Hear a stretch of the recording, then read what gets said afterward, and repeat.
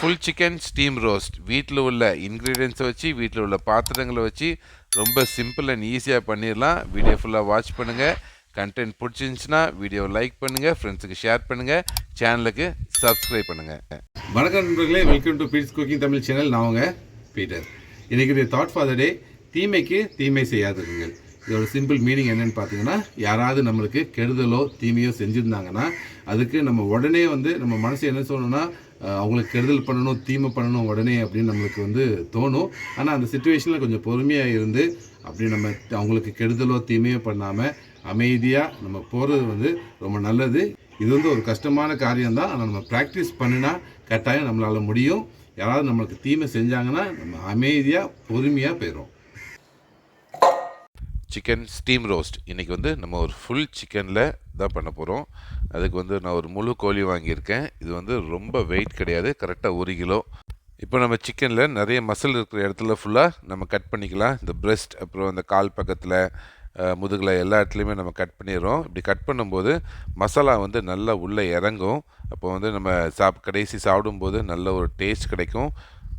எப்போவுமே நீங்கள் சிக்கன் வாங்கும்போது பெரிய கோழியாக வாங்காதீங்க.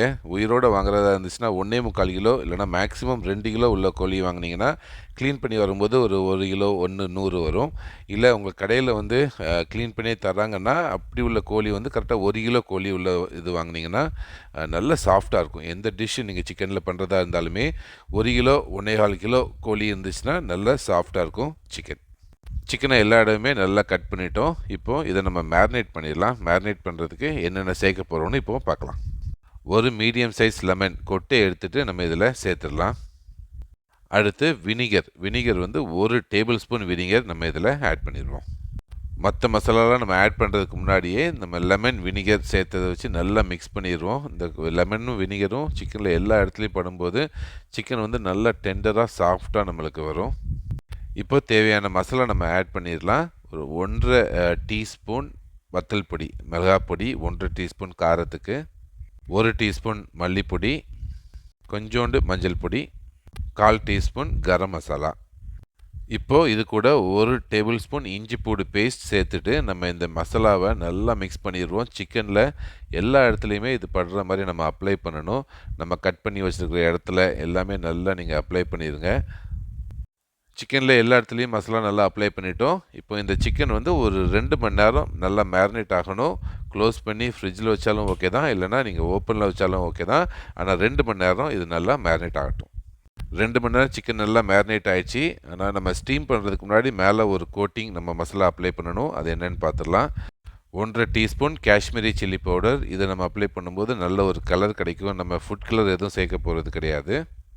சீரகப்பொடி ஒரு 1/4 டீஸ்பூன். Oil 1 teaspoon. என்ன ஆயில்னாலும் சேர்த்துக்கலாம். இது ஆயில் ஆப்ஷனல் தான். இதுக்கு பதிலாக நீங்கள் கொஞ்சோண்டு தண்ணியை சேர்த்துக்கிட்டாலும் ஓகே தான். அவ்வளோதான். இதுதான் நம்ம அவுட்டரில் கோட் பண்ண போகிற மசாலா. இதை அப்படியே நல்லா மிக்ஸ் பண்ணிவிட்டு நம்ம சிக்கனில் அப்ளை பண்ண போகிறோம்.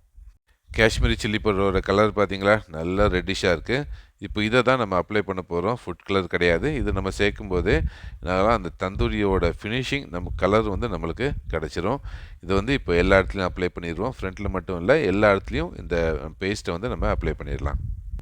மசாலா எல்லா இடத்துலையும் நம்ம அப்ளை பண்ணிட்டோம். இப்போ இதை நம்ம மேரினேட் பண்ணணும்னு அவசியம் கிடையாது. இதை இப்போ நம்ம ஸ்டீம் பண்ணி எடுத்துடலாம். சிக்கனை எடுத்து குக்கருக்குள்ளே வைக்கிற மாதிரி ஒரு பாத்திரத்துக்கு நம்ம இதை அப்படியே ட்ரான்ஸ்ஃபர் பண்ணிடலாம். ப்ரெஷர் குக்கரில் தான் நம்ம ஸ்டீம் பண்ணி எடுக்க போகிறோம். அதனால் நான் இன்றைக்கி ஒரு 7 லிட்டர் ப்ரெஷர் குக்கரில் இந்த பாத்திரத்தை வச்சு ஸ்டீம் பண்ண போகிறேன். உங்கள்கிட்ட 5 லிட்டர் குக்கர்னாலும் பரவாயில்ல, ஆனால் அதுக்குள்ளே போகிற மாதிரி பாத்திரத்தில் சிக்கன் வச்சுக்கோங்க. இப்போ இந்த குக்கரில் கீழே நம்ம அந்த ரிங் வச்சிடலாம். ரிங் வச்சுட்டு இதில் நம்ம தண்ணி ஊற்ற போகிறோம். உள்ளே வச்ச ரிங்கை மூழ்கிற அளவுக்கு நம்ம தண்ணி ஊற்றிடணும். ஏன்னா ஒரு 40 நிமிஷம் இதை நம்ம ஸ்டீம் பண்ணும்போது உள்ளே உள்ள தண்ணி வத்திடக்கூடாது.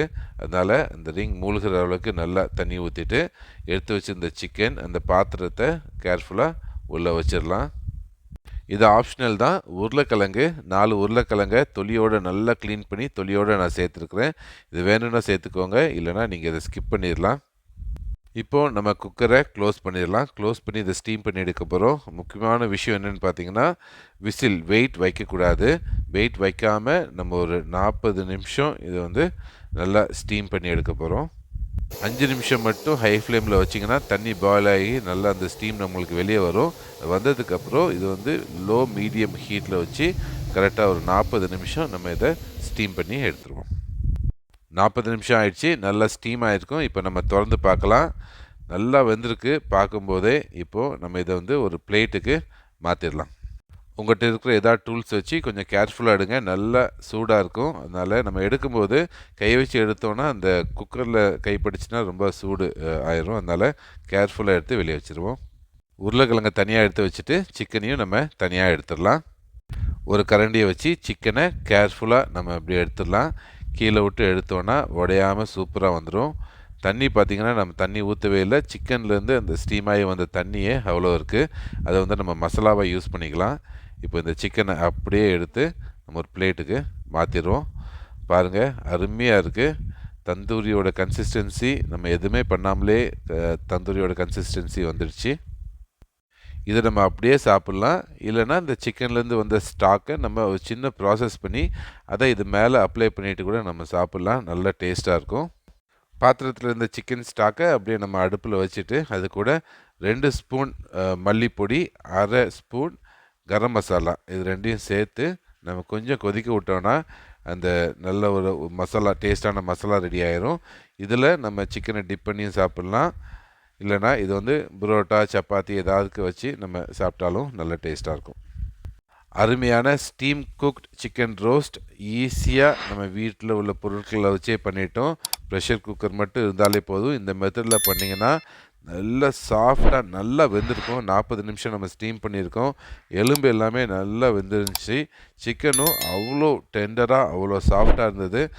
நீங்களும் இதே மெத்தடில் ட்ரை பண்ணி பாருங்கள். அருமையாக இருக்கும் சிக்கன் ஸ்டீம் ரோஸ்ட்.